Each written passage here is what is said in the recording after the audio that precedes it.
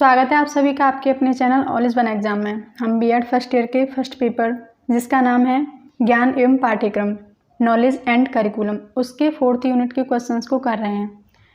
पहला क्वेश्चन है समावेशी शिक्षा किसके द्वारा प्रारंभ हुई। ऑप्शन ए है एनसीएफ 2000, ऑप्शन बी है एनसीएफ 2005, ऑप्शन सी है एनसीएफ 2009, ऑप्शन डी है इनमें से कोई नहीं। आंसर रहेगा NCF 2005, national curriculum framework 2005।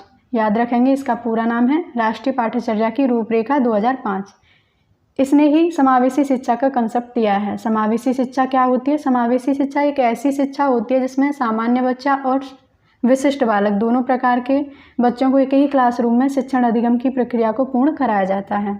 Next question है निम्न में से किस स्तर का अभिकरण पाठ्यक्रम निर्माण में योगदान देता है। ऑप्शन ए है जिला स्तर का, सही है। ऑप्शन बी है राष्ट्रीय स्तर का, ऑप्शन सी है राज्य स्तर का, ऑप्शन डी है उपयुक्त सभी का। आंसर रहेगा ऑप्शन डी।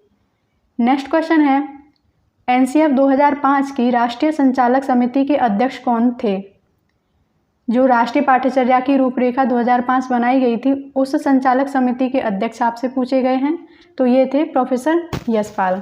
ठीक है, ये रिकमेंड किसने करा था? मानव संसाधन विकास मंत्रालय की पहल थी ये, और इसके लिए एनसीईआरटी की बैठक चली थी 6 दिन चली थी, 14 जुलाई 2004 से लेकर 19 जुलाई तक। याद रखेंगे, ये भी आपसे पूछा जा सकता है।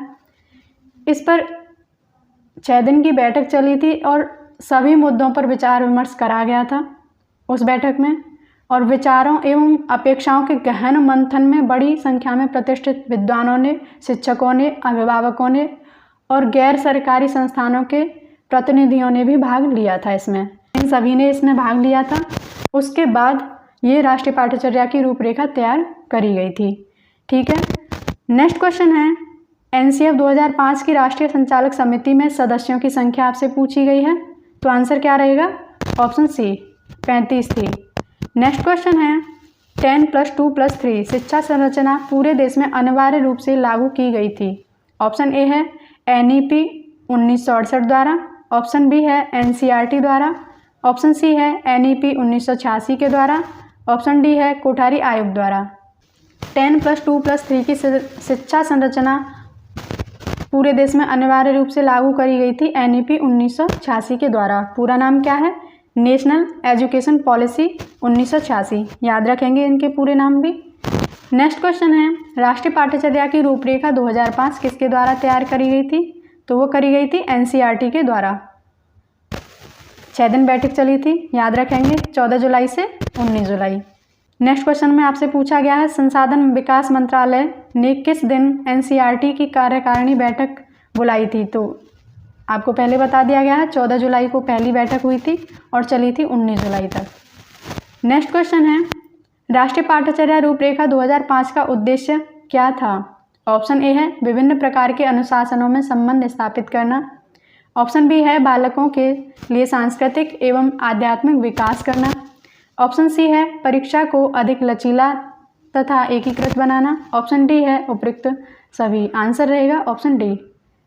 नेक्स्ट क्वेश्चन है राष्ट्रीय पाठ्यचर्या रूपरेखा 2005 का मुख्य बिंदु है। मुख्य बिंदु आपसे पूछा गया है, तो मुख्य बिंदु है व्यवस्थागत सुधार एवं परीक्षा प्रणाली लचीली हो और बालकों का विकास और सीखना। ऑप्शन सी है गुणवत्ता सुधार एवं परीक्षा प्रणाली, तो गुणवत्ता अच्छी होनी चाहिए, शिक्षा की गुणवत्ता अच्छी होनी चाहिए और परीक्षा जो प्रणाली है वो लचीली होनी चाहिए। ये एनसीएफ में बात करी गई थी। नेक्स्ट क्वेश्चन है एनसीएफ 2005 ने उत्तम शिक्षक का गुण बताया है। एनसीएफ में अच्छे शिक्षक के गुण भी बताए गए हैं, तो वो होते हैं शिक्षक ग्रहणशील और निरंतर सीखने वाला होना चाहिए और सामाजिक सांस्कृतिक राजनीतिक संदर्भों में छात्रों को समझ सके, उनके सभी तरह से बच्चे को समझ सके और छात्रों के साथ मानवीय संबंध स्थापित करने वाला हो। आंसर रहेगा ऑप्शन डी। नेक्स्ट क्वेश्चन है राष्ट्रीय पाठ्यचर्या रूपरेखा 2005 का सिद्धांत है। इसका सिद्धांत है ज्ञान को विद्यालय के बाहरी जीवन से जोड़ना। एकदम से सही है। और रटने वाली प्रणाली से शिक्षा को मुक्त कर देना, रटंत विद्या को मुक्त कर देना, रटंत विद्या नहीं होनी चाहिए।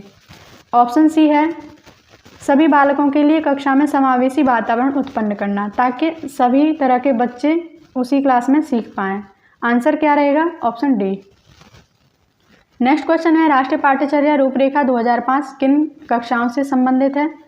तो इन्होंने जो पाठ्यचर्या बनाई है वो बनाई है 1 से 12 तक के सभी छात्रों के लिए। नेक्स्ट क्वेश्चन है निम्नलिखित में से कौन सा सिद्धांत राष्ट्रीय पाठ्यक्रम संरचना 2005 का एक सिद्धांत नहीं है? इसमें आपका आंसर रहेगा ऑप्शन डी, रंगकुशता का सिद्धांत एनसीएफ 2005 में नहीं है। नेक्स्ट क्वेश्चन है कौन सा सिद्धांत एनसीएफ 2005 का नहीं है? तो ये नहीं है धर्म का सिद्धांत। नेक्स्ट क्वेश्चन है राष्ट्रीय पाठ्यक्रम की रूपरेखा 2005 किसके द्वारा तैयार की गई थी? तो करी गई थी एनसीईआरटी के द्वारा। नेक्स्ट क्वेश्चन है निम्नलिखित में से कौन शिक्षण प्रक्रिया का भाग है? शिक्षण प्रक्रिया का भाग विद्यार्थी भी होता है। विद्यार्थी नहीं रहेगा तो शिक्षक पढ़ाएंगे किसे?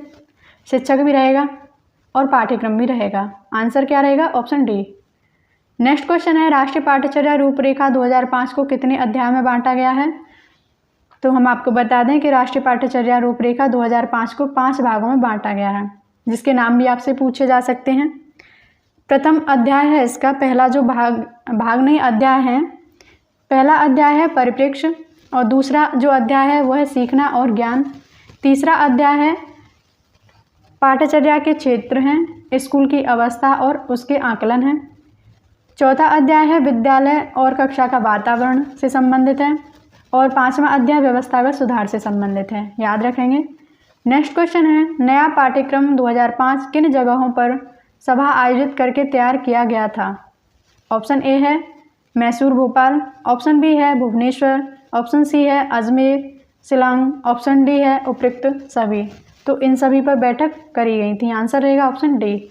नेक्स्ट क्वेश्चन है प्रारंभिक शिक्षा होती है, ऑप्शन ए है 1 से 5 तक, बी है 6 से 8 तक, सी है कक्षा 1 से 8 तक, डी है इनमें से कोई नहीं। प्रारंभिक शिक्षा होती है 1 से 5 तक। नेक्स्ट क्वेश्चन है पूर्व बाल्यावस्था में बालकों का किस प्रकार का विकास होता है? स्वास्थ्य का विकास भी होता है, सामाजिक विकास होता है, तर्कसंगत विचारों का विकास होता है, जिज्ञासा का विकास होता है, उसके सभी का विकास होता है। नेक्स्ट क्वेश्चन है नीतियों का निर्माण किया जाता है, ऑप्शन ए है संगठन में, ऑप्शन बी है प्रशासन में, सी है संप्रेषण में, डी है ए और बी दोनों। आंसर रहेगा ऑप्शन डी। नीतियों का जब निर्माण किया जाता है तो संगठन में और प्रशासन साथ में हो तब करा जाता है। आंसर क्या रहेगा? Option D. नेक्स्ट क्वेश्चन है राष्ट्रीय पाठ्यचर्या रूपरेखा 2005 के द्वितीय अध्याय का नाम।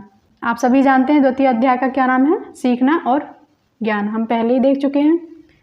परिप्रेक्ष्य है पहले अध्याय का नाम और कक्षागत वातावरण है चौथे अध्याय में और क्रमिक सुधार है आपका तीसरे अध्याय में।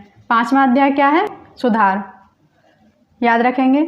नेक्स्ट क्वेश्चन है शिक्षा के मुख्य अंग आपसे पूछे गए हैं, तो अध्यापक, विद्यार्थी, पाठ्यक्रम, ये सभी शिक्षा के अंग होते हैं। प्राथमिक शिक्षा कितने वर्ष तक बालकों के लिए गुणात्मक रूप से आवश्यक है? प्राथमिक शिक्षा आवश्यक होती है 14 वर्ष तक के लिए, ठीक है। नेक्स्ट क्वेश्चन है योजना आयोग ने कितने वर्ष की विद्यालय शिक्षा पर बल दिया?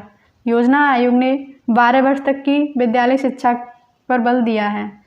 नेक्स्ट क्वेश्चन है प्रधानाध्यापक जन्मजात व निर्मित दोनों प्रकार के होते हैं, यह किसने कहा है? ऑप्शन ए है जी रीडर ने, ऑप्शन बी है ब्रे ने, सी है पीरेन ने, डी है फिने ने। आंसर रहेगा आपका ऑप्शन सी।